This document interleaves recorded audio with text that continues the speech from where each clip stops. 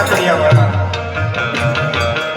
આય હંભાઈ હગા મામાના દીકરા દેવદાસ ચારણની હારે લગ્ન થયા હતા.